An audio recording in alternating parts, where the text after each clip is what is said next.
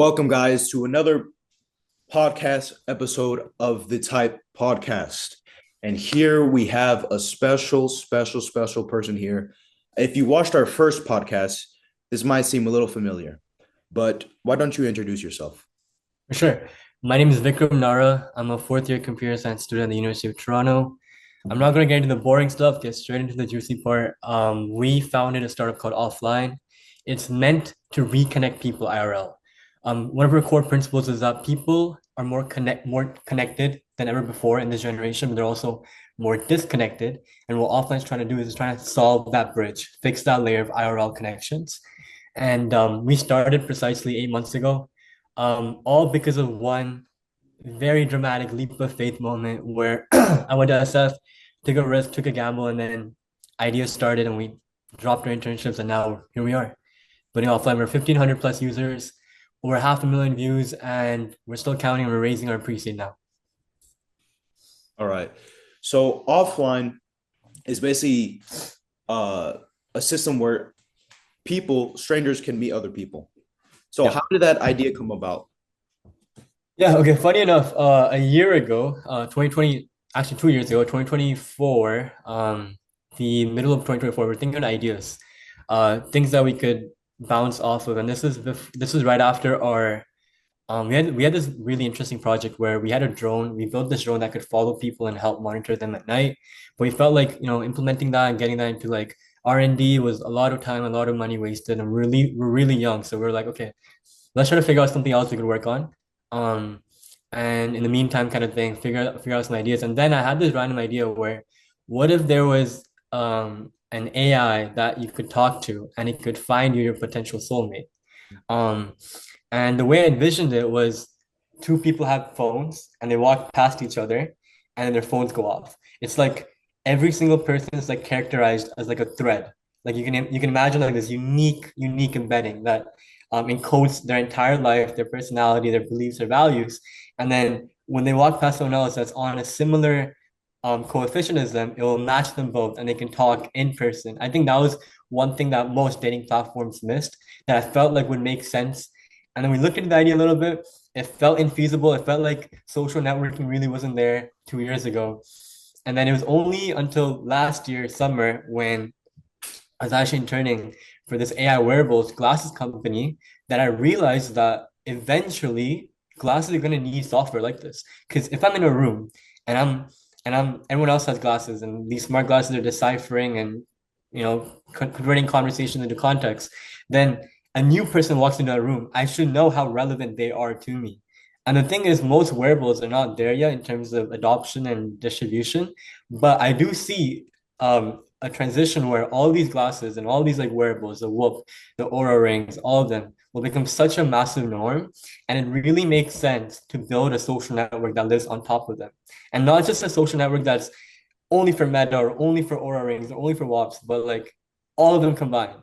And that's kind of like where we had the initial idea of like, okay, let's bring back that idea and not make it dating only because there's actually a bigger scope to that. It's not just dating, it's friends, it's co-founders, it's investors, it's teammates, stuff like that, and bring that down to a proximity layer. So that was where the idea started. We like tinkered on it a little bit. But mainly I think one of the main like game-changing moments was me working at this super new wearables company. They raised 6.6 million. I was one of the very few Canadian interns there. And the team size of seven, we'd wake up in the morning, like you basically live with them, right? You wake up in the morning, you work with them, and then you're helping them build these glasses, tinkering with them hardware, and and then you sleep. Everything's there. And then for the whole like 2 months I was there, I was just grinding, and I thought it was really interesting how they would eventually need something like this, and it's better for me to like quit the internship and kind of work on it. All right. So, uh, what you're offering with offline is basically a human connection with another person. Why do you, okay, actually, let me start with this. For someone who, let's say, is scared to have a connection, because um, I kind of talked about this with Assad in the last podcast, how people are kind of afraid of being social or breaking out of their comfort zone. What can you say? Well, how can offline help with that? Yeah, of course. I think connection always falls under like hesitance, and connection always falls under like two categories. Whether you're like anxious, like you're a little uncomfortable, you're like overthinking in your head, or you just don't know how to start.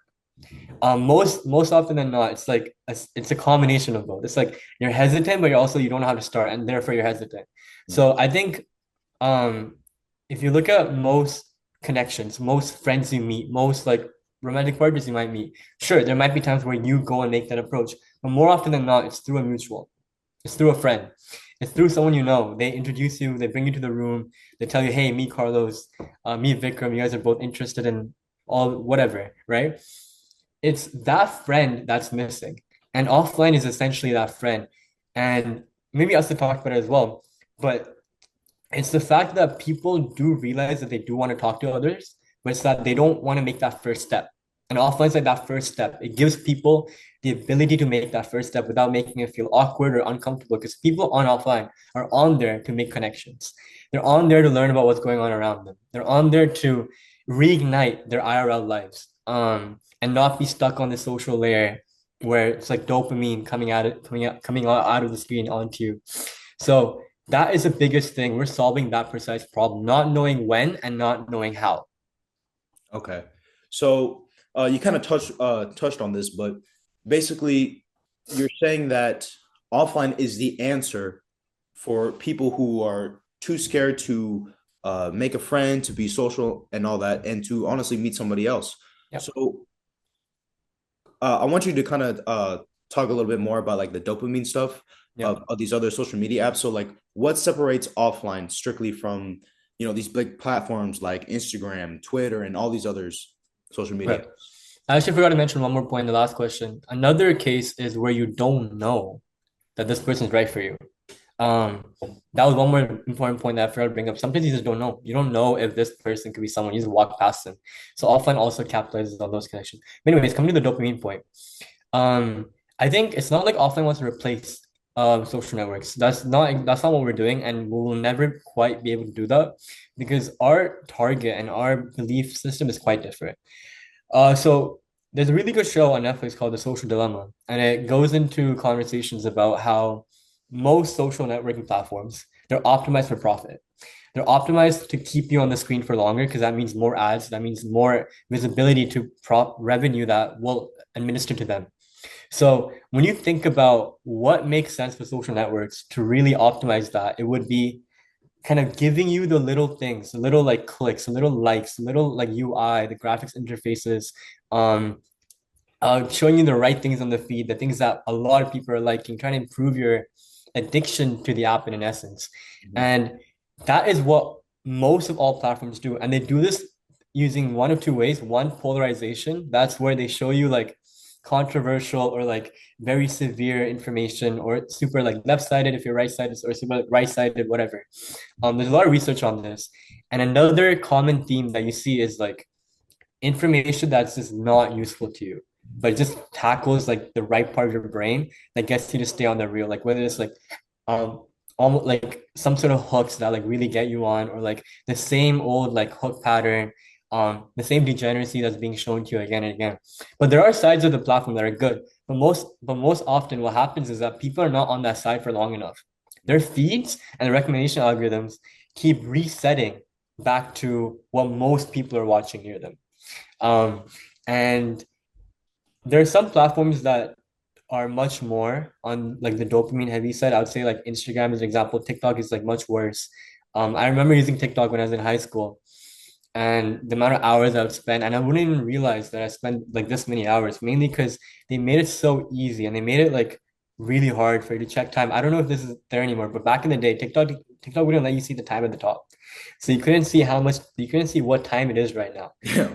It's like subtle things like that, or um, basically when you're scrolling really quickly, it will notice that you're not liking the reels anymore. So changes the recommendation algorithm to give you better reels. So it's like in live adapting to your feed, in live adapting to your actions and your behaviors. So at offline, we don't do that. If you open offline right now, the first thing you see people nearby and you see what they're writing. In a way, one of our first slogans was the app is meant to be deleted. It's very similar to Hinge, but Instead of deleted, we said the app is meant to not be open. Mm. It's like you're supposed to make connections and forget the app exists and then make another connection and forget it exists and keep doing that. And it's something that works in the background and helps you out with making real genuine connections. So that's one of the differences. I think no social platform has tackled that yet. Um, and there have been a few like upcoming startups that are kind of tackling like connecting to other people, like Series, for example, or 222, um, or Ditto AI, where these startups kind of make profiles around people and they connect you. But the issue is that it's missing the IRL component. And that's a really big, key, essential component to making connections because when you're talking face to face and when you're looking at them smile, when you're like observing all these nuances, that's where connections truly last. All my best friends, all the people that I met that made a difference in my life have all been people that I met IRL. Um, sure, there are some people that would argue like they met people online and then they met them in person, but I think a real connection really develops when you do meet them in person. So offline gives you that chance as well. We're eventually going to make it so that you, for example, once you build all these profiles, maybe your soulmate is in Dubai. Um, and we give you access to that information, which is much more credible than a social network that does that. That is all about dopamine giving. Um, so yeah, it's a little bit about that. Yeah, no, I love it, man. Uh, while you were talking, I kind of noticed that you have like this passion for your product, and it's like we're kind of like in the same belief system of how, Mhm. like, would you say that almost everything in society is kind of made for you to stay at a lower level? It's kind of made for you to stay in your comfort zone, like I said. And with offline, you're providing a solution, you're providing an answer, right? And I noticed how you said that offline is an app that is like you're supposed to have it but Yeah. not delete it. Yeah, that thing Yeah. right there is honestly why I think it's going to be essential once Mhm. it's going to be essential in people's lives because it's not just something to numb yourself. It Mhm. gives you an answer and then you keep on going with your life. Yeah. 100%. 100%. I know that's a really good way of putting it. Um, I do believe that I think for general good, a lot of people, a lot of platforms, even like governments, establishments, kind of the role pivotal, kind of role that they play in society is to kind of keep people addicted to things. Whether you're a consumer of a product, whether you're building a product, this could be like phones, devices, um, everyday goods, whatever, foods, right? Or social platforms, or even websites, because they're all optimized to make you stay on it or get you addicted to it for as long as possible. And to be honest, I think you bring a very interesting point, like ability to take risks. I think we forgot what that means in this day and age. I think a lot of people I've noticed around me or growing up, I've seen them like very hesitant to take risks. Whether this was people in my high school who all told like they were really ambitious in the beginning. Like they would talk about like, oh, I want to do this, I want to do that, and they get comfortable and they kind of fall back a little bit. And I think it's not because that they're truly like scared in a way, but it's rather that all these like external factors aiding in the process of getting them to stay low while not having the ability to take risks. It's like both of those. I think it's the people that are willing to try new things and that are trying to put themselves out of their comfort zone that usually tend to do better in life as well. It's like if you want to get that job, you have to push yourself out of your boundary and network with people, get those references or whatever it might be. I think that's all life is about. It's about jumping from one opportunity to another and taking those risks along the way. And yeah, I do truly believe that. I feel like I can look back at a lot of moments in my life where I've taken tremendous risks, for sure. Yeah. To kind of expand on what you were saying, it's kind of like almost everybody, right? Almost Mhm. every man has his higher self, right? And it's like the real like bread and butter of life is kind of like carving away at it or Yep. every day getting closer to it. And the thing is, though, with my Hmm. philosophy is called evolution, which Hmm. basically it's you're supposed to evolve each and every day. That's why when you're Yeah. self, right? Let's say you accomplished, for example, let's say somebody, their higher self wants them to go to the gym, right? Let's say Yep. after some time, they're now consistent with the gym. It doesn't change. The higher self keeps on Hmm. evolving and evolving and evolving. Hmm. And honestly, I see offline as that thing where it can get them closer to what that is, that higher self, Yeah. you know? And so talking with you, it's kind of we're like we're kind of like similar in a way Hmm. in how we Hmm. think. So I want to get to know you more personally. Okay. How was your childhood like? Childhood. Okay. Anything in particular about my childhood? I mean, it's quite vast. Yeah, like how did you know that you want to be an entrepreneur or like Yeah. your Hmm. stuff? Okay, let me think of a very interesting way to start this off. So when I was growing up, I wanted to do everything. Like I liked getting myself involved in everything. Like if I saw my friends like learning the piano, I'd want to learn the piano. If I saw my friends like playing basketball, I'd want to learn how to play basketball. Um, and growing up, I picked up one really interesting thing I really liked, and that was chess. Like I started playing when I was 8 years old. Um, I went semi-professional. I was winning a bunch of tournaments when I was like 9 years old against people that were like three times my age. And I remember my dad would take me to competitions all the time, every week, every Friday. And it was something that I really, really liked. And then I also got myself into music and a lot of other things. And then one day my dad got me a laptop. It was a very old like Asus laptop. And I remember I opened Khan Academy and there's like this coding like section where like it teaches you how to like write um code that can make a turtle like draw things on the screen. I really got hooked. I really got hooked with like the concept of converting your knowledge or what you want to build and then actually making it out of software. And I would say a big part of this is also like looking at a lot of things my dad was watching at the time. My dad would watch documentaries on Steve Jobs and like a bunch of like tech CEOs is really into that. And I'd be watching it with him and I'd kind of like develop this mindset of like entrepreneurship, I'd say. I think the first thing that I've ever built, the first idea that I've ever had was home cook, which is where it would enable stay-at-home mothers to cook food and sell it to people in their proximity, kind of. So it's like Uber Eats, but for like people at home to cook food, especially stay-at-home mothers. And I built it. I built it when I was 13 years old. I remember cloning Uber. I remember changing the interface of Uber so that people can post photos of their food and trying to have like this whole like ratings algorithm. But I never deployed it because it was never like full version. Like it was like all like half-assed. Nothing was like working entirely, but I was really interested with the concept of building things and making them come to life. And my dad was a big enabler of that too. Um, we'd spend hours and hours, like instead of talking about like sports or all these other things, me and my dad would talk about ideas. Like we just like spend hours just connect on ideas, or like even my friends, would connect on like future startup ideas that we work on and stuff like that. And it was even in high school, like I remember building this like mental health app, which I actually deployed. That was my first ever app that I deployed ever, and it felt really good, but I got no users. So then I realized that it's not just about making things, it's about distribution, it's about talking to people. Mhm. It's about getting people to use your software, your product. Um, and then I've taken it on to university and I've started a few things in uni as well. But I'd say it came at a really young age. It came with a lot of strategy thinking, a lot of like early on watching a lot of podcasts, videos, documentaries, reading books, and it's developed into this obsession almost. Yeah. All right. Now, what are like some things that you do within like your daily life to keep you disciplined, motivated? Like, what are some habits that you noticed have worked for you? Interesting. I think for me, discipline has kind of been one of my biggest struggles in high school for sure.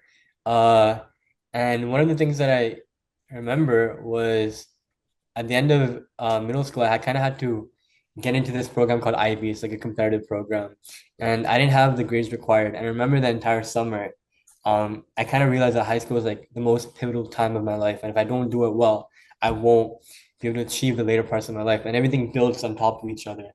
So I remember that summer, I like bought like every like grade 10 math books, like a year ahead, grade 10 math books, science books, English books, everything. And every day I would wake up and I just study.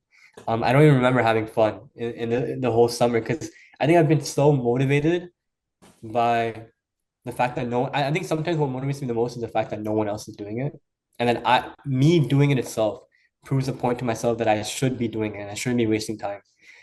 In terms of habits, I would say journaling is one thing that I've been doing. I do a little different, I do a slightly different variation of journaling. I do voice notes. I don't write. Mainly because not because I don't like writing or I think it's a waste of time, but I feel like voice notes allows me to bring my emotions into the way I talk. The way I say things, the way like sometimes I have voice notes of me like talking to myself, like from the past. And it remind me, why am I doing what I'm doing? What is the purpose of what I'm doing? Why? Like there's so many different questions that I've answered through my voice notes and I have them organized by year and what I've said and when I should listen to them. I'll be like 2026 April, listen to this. Things like that. And that has been one thing that's helped me a lot. It kept me grounded. And I feel like one skill that I've developed really young is self-analysis.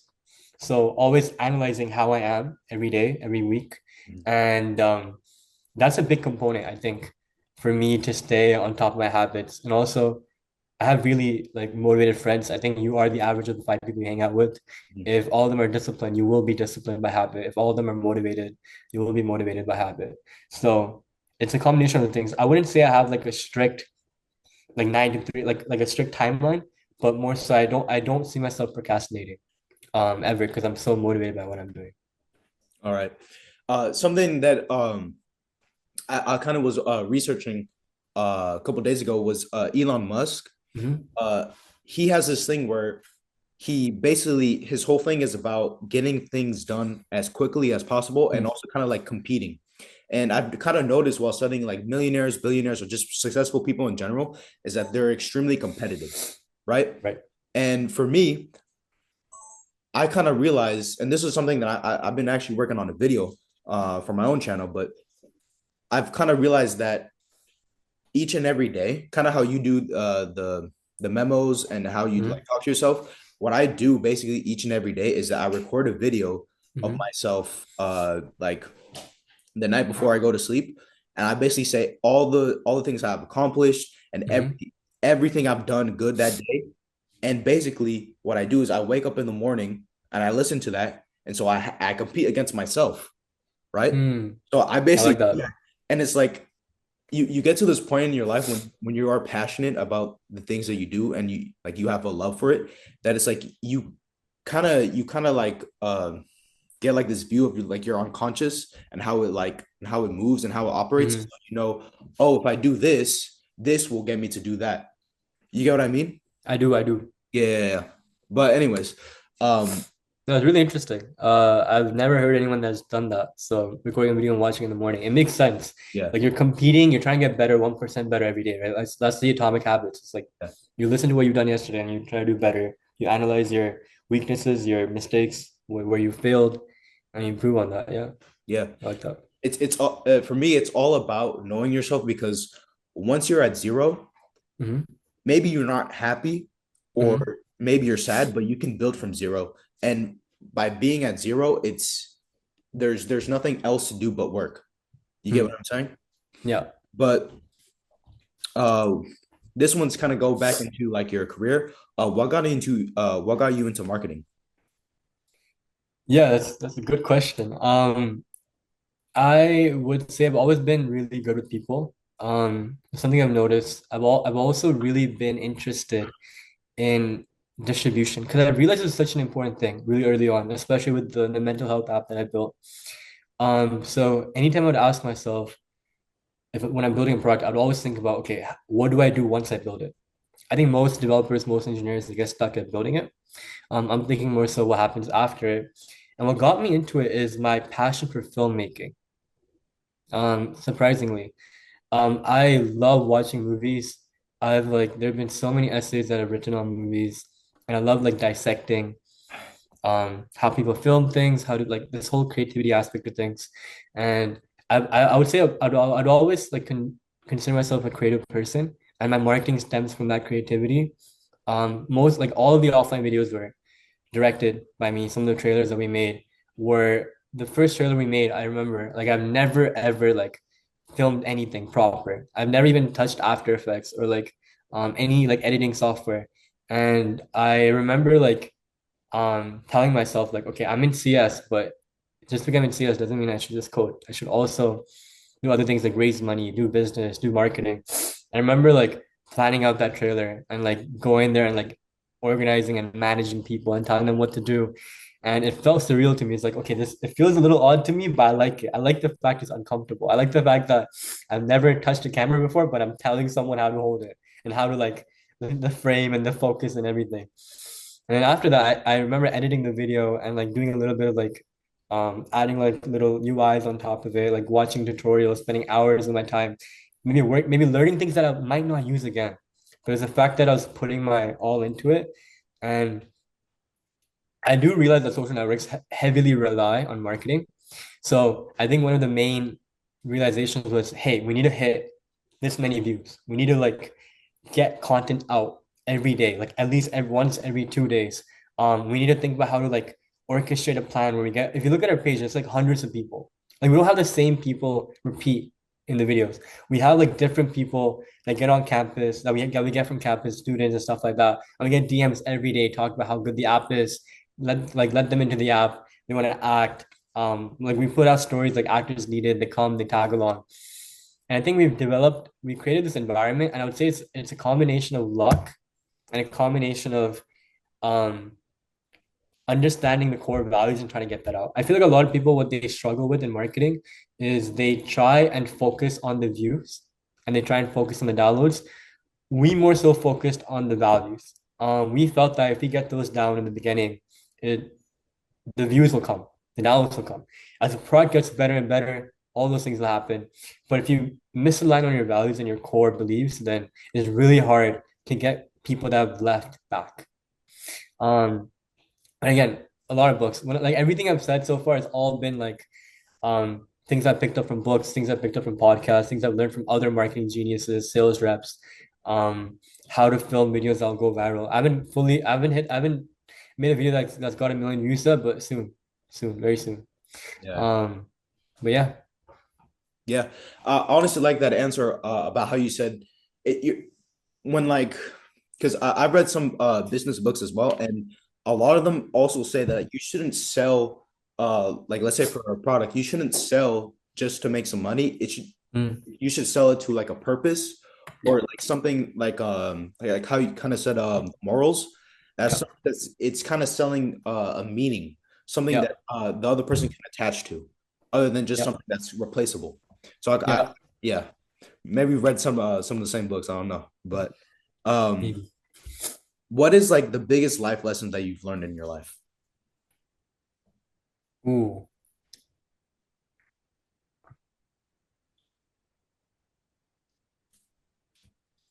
good question. I'm seeing the timer countdown in the top right.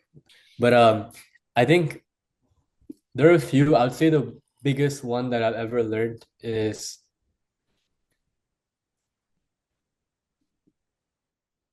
there are two. I'm just thinking about which one's better. Hmm. One of them is honor and integrity. The other one is always getting out of your comfort zone and repeatedly telling yourself that you're gonna win. Um, there are a few examples in my life where I felt like there was no way I was gonna win. There was no way I was gonna like accomplish what I want to accomplish. But it's like the universe crafts itself around you. And a big cause of that is manifestation, but even bigger than that is realizing that in order to change, you must change your actions. Because if you do the same things over and over again, nothing's gonna change.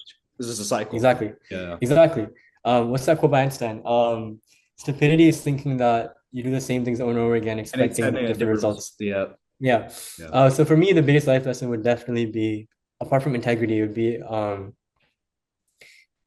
always try something new and convince yourself that you're going to be the best at what you're going to be trying and that no one is going to be better than you.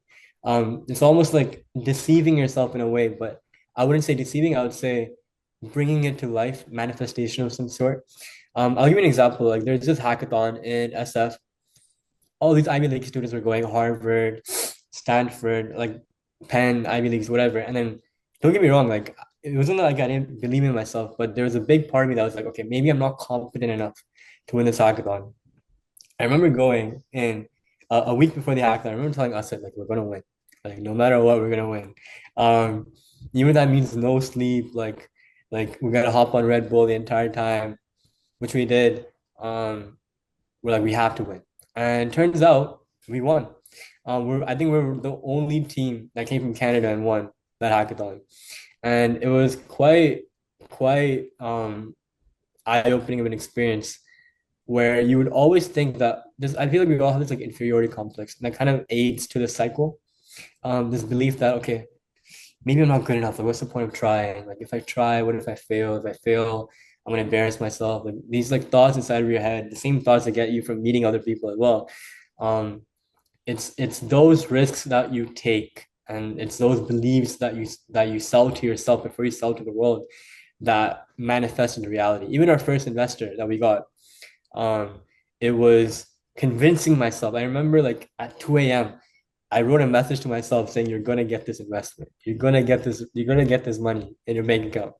You're gonna convince these people." I tell myself these things, and they happen. And when they don't happen, you learn from it, but you don't stop. I think that's the biggest lesson I've ever learned. It's kind of like faith in your purpose, faith in your dream. So even when hurdles come, it's just another stepping block. You get what I mean? 100%. Yeah, yeah. 100%. And the one thing that because I'm scatterbrained, so I didn't want to lose it.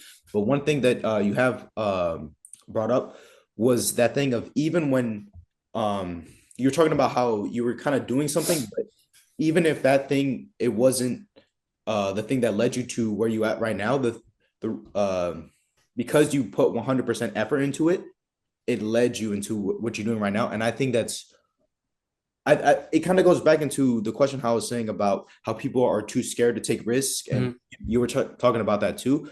But I think like the biggest blessing on earth is having experience, or one Yeah. of the most biggest, because it's like the more experience you have, there's no such thing as Yep. anxiety. There's no such thing as self doubt. You know, you kind of want to be like this. Well, at least for me, you kind of want to be like this old sage guy Mm. to like your kids. So like when they ask, Yep. Dad, what do I do about this problem at school? You don't tell them, oh, time will heal everything. No, you give them the good shit. Mm. You give them Exactly. that you already went through and experienced. So, anyways, this has been I think that that's a really good note to end this off.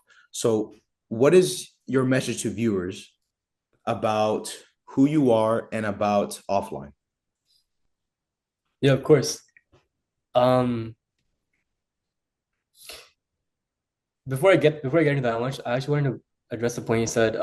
Build so many tribulations and results and experience that your future experiences don't feel like anything unique, anything paranormal. It always feels like, well, I've done something like this before in a Mhm. different pursuit. So why can't I bring that to life here? I agree. You mentioned that before with the 0 to 1 as well. Like, what do I have to lose? It's always been like that for me as well. When you try something new, if you give it your best and you fail, it's okay. Try it again. Because you've once in the past you've done it before, so you can do it again. And also like the concept of being an underdog is so motivating, knowing that everyone else is like sleeping, but you're working. But yeah, of course, I do agree with that. But one last message I would say is that I have done all sorts of things. I have trespassed into a zoo. I have pitched across the country. I have done some very stupid things, but very cool things as well. And never once have I regretted doing them because I think they build to your experiences, they build to your character. I think it's very boring to do the same things over and over again and kind of live in this facade that one day things will just automatically like connect and you'll just have this perfect life that you can talk about and tell your kids. But it doesn't. It honestly doesn't. It's like those stupid risks. It's like you're at the skiing resort and everyone's taking that like little like easy slope path, but you're like, you know what? I don't know how to ski, but I'm gonna take the harder one. Yeah. It's those risks, it's those things where you like you step aside everything, you forget about cost, you forget about the tribulation, the side effects of what might happen, and you actually pursue it. Um, and I've done that many times over and over again. And I feel like offline isn't just an example of me doing that, but it's a way of people to do that themselves as well on the platform. It's a way of finding other people, making connections that could change your life. Maybe meeting a person that will tell you, "Hey, I'm going skiing this weekend. Pull up." Or maybe that person that could get you to travel the world with them, or work on a venture with them, or maybe make a podcast one day. Whatever that might be, I think offline is that platform. And I'm obviously going to try my best to make the platform as coherent and as close to the values and morals that we abide by. And yeah, I think people walk past people all the time, and it's kind of a scary thought knowing that there might be a universe out there where one person that you walk past could have changed the entire course of your life for the better. And offline is that app that takes the best universe out there for you and brings it to this one. Yeah. I For mean, real. looking back at my life, I've never once regretted going out my comfort zone Mm, or doing what I know I should have been doing, mm. you know? But, anyways, this has been the Type Podcast. I'm your host, King Los, and we want to say thank you for your time and everything here. And where can these people find you?